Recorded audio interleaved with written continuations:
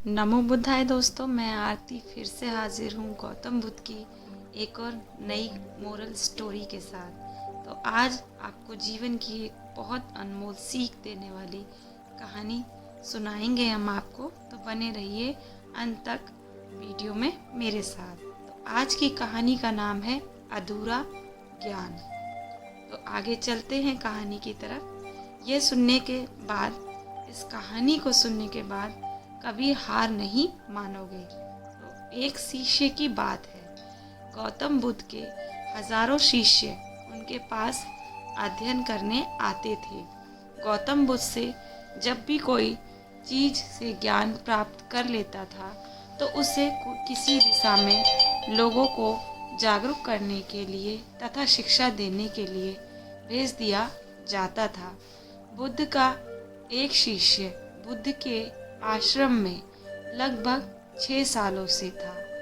वह शिष्य महात्मा बुद्ध के पास आया और बुद्ध से कहा, मुझे यहाँ आए लगभग 6 साल हो गए। मेरे बाद कितने शिष्य यहाँ पर आए, उनमें से सभी शिष्यों को आपने ज्ञान देने के लिए किसी न किसी दिशा में भेज दिया, लेकिन मुझे अभी तक नहीं भेजा। आखिर ऐसा क्यों? क्या मुझे आपका ज्ञान प्राप्त नहीं हुआ है?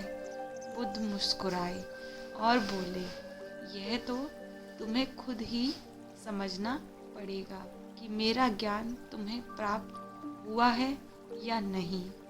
शिष्य बोला, हे बुद्ध, आपने इन 6 सालों में जो मुझे उपदेश दिए वह मुझे सब याद है। आपकी बताई हुई एक एक बात मुझे सब याद है। आप कुछ भी मुझसे पूछ सकते हैं, मैं हर उत्तर देने के लिए तैयार हूँ।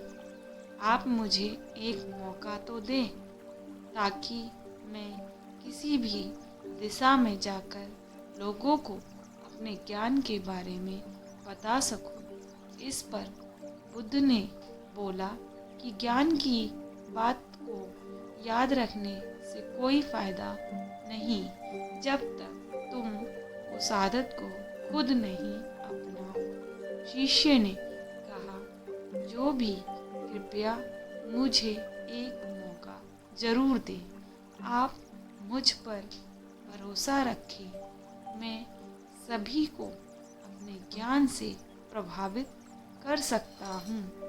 मैं लोगों को ऐसी बातें बता सकता हूँ जिससे लोगों के जीवन में शांति आ जाएगी और वह अपना शांतिपूर्ण जीवन जी पाएंगे। तो फिर बुद्ध ने कहा, अभी तुम तैयार नहीं हो।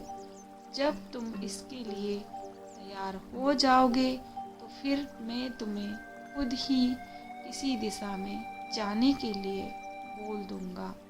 शिष्य ने कहा, क्या आपने मुझे इन 6 वर्षों में इतना भी ज्ञान नहीं दिया कि मैं किसी को प्रभावित कर पाऊं? बुद्ध ने कहा, ठीक है, तुम पूर्व दिशा में चले जाओ। वहाँ एक गांव मिलेगा, वहाँ से भिक्षा मांग कर लाना और अपने ज्ञान से लोगों की मदद करना। कल सुबह तुम वहाँ अकेले जाना और शाम में आकर मुझे बताना कि तुमने लोगों की सहायता कैसे की। शिष्य यह बात सुनकर बहुत खुश हुआ और आशीर्वाद लेकर चला गया। वो रात भर ज्ञान समेटता रहा और मन ही मन सोच रहा था कि मैं वहाँ ज्ञान का ऐसा छाप छोड़ूंगा कि वहाँ के लोगों के साथ बुद्ध भी मुझसे प्रभावित हो जाएंगे। सुबह उठकर वह महात्मा बुद्ध को प्रणाम करने गया। उन्होंने प्रणाम कर वह पूर्व दिशा की तरफ निकल गया। शाम को जब वह वापस आया तो बुद्ध ने देखा कि शिष्य के माथे पर चोट लगी है और खून भी बह रहा है। बुद्ध ने उसे पट्टी बांधी और पूछा, तुम्हें चोट कैसे लगी? शिष्य ने कहा, वहाँ के लोग बेहद ही दुष्ट हैं, उन्हें जरा भी बुद्धि नहीं है।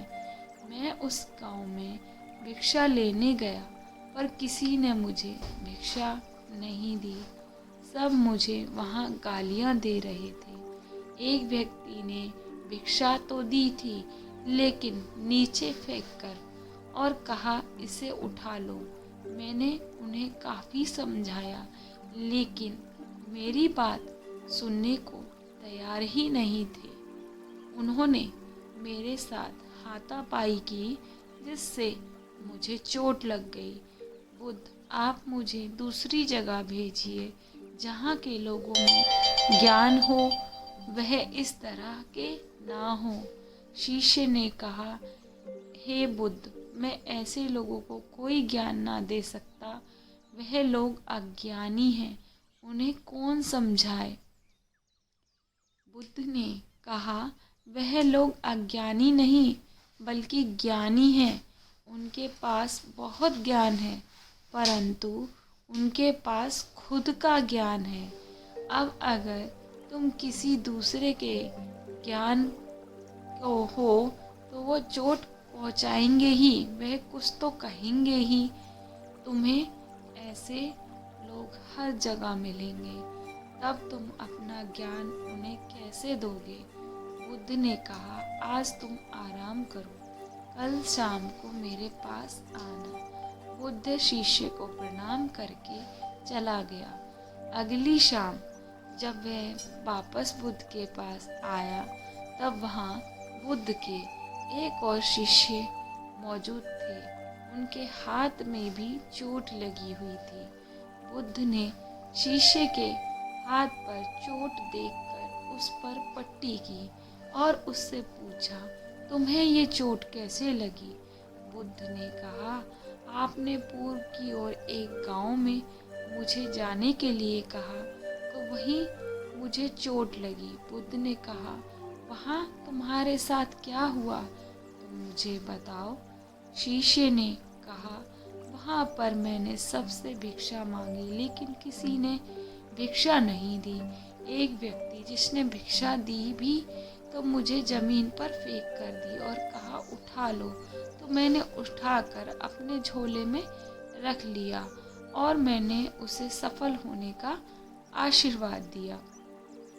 तब उस व्यक्ति ने मुझसे कहा, आप बड़े अजीब लगते हो, मैं आपका अपमान कर रहा हूँ और आप मुझे आशीर्वाद दे रहे हो। तो मैंने उनसे कहा कि आप दानी हो, आपने मुझे दान दिया है इसलिए मैं आपको आशीर्वाद दे रहा हूँ। फिर मैं वहाँ से आगे गया तो कुछ लोगों ने मुझे वहाँ से वापस जाने के लिए कहा। उन्होंने मुझसे कुछ अपशब्द हैं और मुझ पर पत्थर भी फेंके जिससे मुझे चोट लग गई। और जब मैं वापस आ रहा था तब रास्ते में मैंने एक माँ को रोते हुए देखा। वह अपने बीमार बच्चे को लेकर चिंतित थी। मैं तुरंत जंगल से जाकर उसके लिए जड़ी बूटी लाया लेकिन वहाँ के कुछ लोग जड़ी बूटी देने नहीं दे रहे थे। फिर मैंने उनसे विनती की वह मुझे उस बच्चे का इलाज करने दे। उसके बाद वह जैसा कहेंगे मैं ठीक वैसा ही करूँगा। फिर जिस व्यक्ति ने मुझे भिक्षा दी उसने गांव वालों को समझाया।